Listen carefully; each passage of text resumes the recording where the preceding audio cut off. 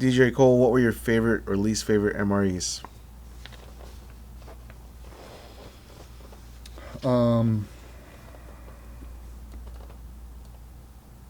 Salisbury steak. That's your favorite? Terrible. Terrible. Oh my god. Yeah. Awful.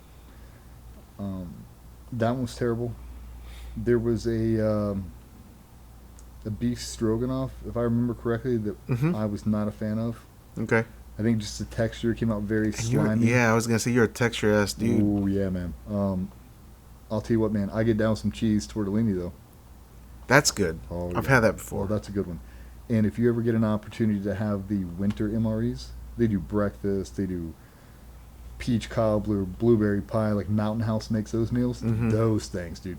I could serve that to you on a plate. You'd have no idea. They're amazing. What do you think about chili mac? Oh, chili. It's a move, right? Oh, man. Chili mac. If you only have to have one, if you can take cheese tortellini and chili mac and combine them, that's really where it's at. If you're really trying to get some calories in, those are great.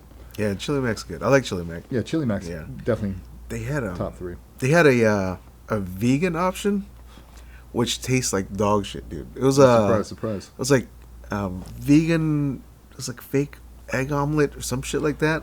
Yeah, it was not good Vegan at all. meatloaf. Something like that. Yeah, pound cake's good. Pound cake's good. Pound cake's good. Yep. Yeah. Yeah, dude. Back in the day when you go to third phase in Buds, they teach you how to strip down MREs. So you take out all the bullshit, you shrink down the packages, you re-roll them, reseal them, and they strip all your bags when you got to San Clemente Island, and they're searching for contraband and whatever else. Like a couple guys had cell phones, they steal those, and if you look inside of the MREs, they'll have cookies, double stacked. They are the exact size of Copenhagen, the exact size. So much so that you can undo that pack and you take a razor blade, you can thinly slice and open up the package and do diamond cuts and re-hit them with an iron and reseal the bags. So he'd pull out one cookie and slide a can of Copenhagen underneath it. Tin top facing toward so both of them look smooth. Reseal it. So I remember one of the instructors came out and he's looking through our bags like, God, you motherfuckers love some cookies around here.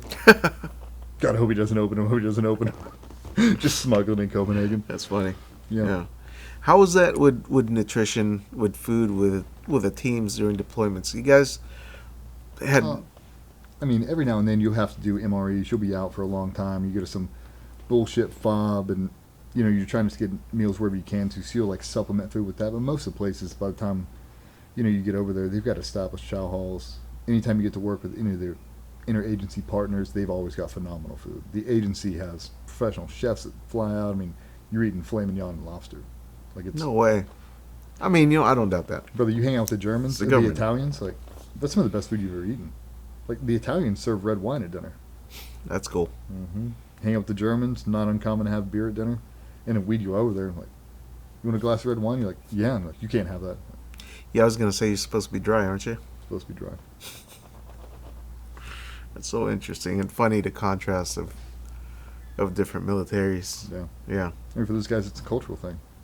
It is. You hang out in Spanish bases, they serve espresso and jamon serrano and the whole thing. It's part of their culture now. They're just overseas. So it's cool. They got a good jamon. Damn, brother. Must be nice. Yeah, they always got it. But then you go to some bases, the local cuisine is not what you want to, man. Yeah. Hang out with the Ethiopians, the Kenyans, that is not what you want to eat. What's the worst? Iraqis and Afghanis for sure. Don't like it? No. I mean, it looks like roadkill. Like an entire goat, and they'll open up and they'll just pack it with all this stuff, and they sit around Indian style and just scoop their hands in and just pull it out like this stewed meat, and they're just eating it. Oh, god damn. And then you'll have guys they'll sit down, they'll pop a squat, and they'll just eat it with them, and they're sick as shit. I'm not doing that. Yo, I'm saying, I would like to say it's a cultural thing, but then at the same time, I don't know, those dudes wash their hands. They don't. That's what I'm saying. You've seen a bunch of hand soap over there? I ain't never seen it. And people made a joke like that, you ever seen shampoo in their houses? No. You ever seen a scrub brush to do dishes? No. No, you haven't. Shit, you're right. I haven't. No, they don't have it. Okay. Probably not the most sanitary place I've ever been to. I'm not saying it's like that in all places, but Right. the majority of my experience, like those are the things you start to notice after a while. You're like, there's no real bathrooms in here. Weird. Yeah. Start grabbing food with their left hand. Or they grab it right. Dude, we were eating. We were doing a PSD thing in 2005 with. I can't remember. My mind gets fuzzy. It's either the president elect or the vice president of Iraq at the time brought us over to his house. All the boys were all sitting around this huge ass table, and they drop up this carp on the table. I mean, this thing, in my mind, you know, I was a lot younger then. My memory's not the best, but this thing was 4 to 6 feet. I mean, it was a massive, just dirt fish, just trash fish. Nobody would ever eat. Mm-hmm. And that dude got up and he looked around. We've all got empty plates. And he looks over at OIC sitting right next to him, and he shoves his hand in this fish and scales it up and takes a big handful, drops it on his plate. Next guy gets around to me, drops it on my plate. Eat it, dude. And I looked right at him. I looked right at my OIC and I'm like, fucking stick my little fork in it. I got it right to here. And I was like, oh man, it's like I was on Fear Factor. I was like, I can't believe I'm gonna eat this. One bite out, I'm like, okay. And I started doing the she does little kids start chopping it up real fine, start mushing in with everything else, playing with her veggies. Yeah. And you got any more of those Brussels sprouts? And we got any hummus over here? You remember how it tasted? It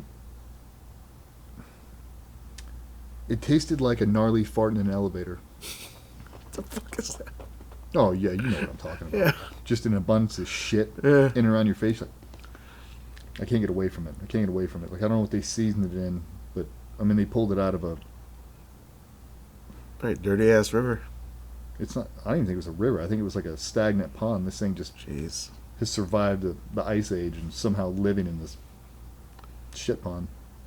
DJ, that was probably like an honor for him to serve you guys, and you're just shitting on their food. I think he did it just to see if we'd eat it. He's like, there's no way these guys will eat this fish. It's like a power move. Yeah. Yeah. Like, I'm the VP of Iraq. Let me see if I can flex some Let's muscles. see if these idiots will eat this fish. Yeah. Goes in the back room, has filet mignon. He gets a chow on fish. Yeah. Shitty fish. Yeah, he's eating a Big Mac. That's funny.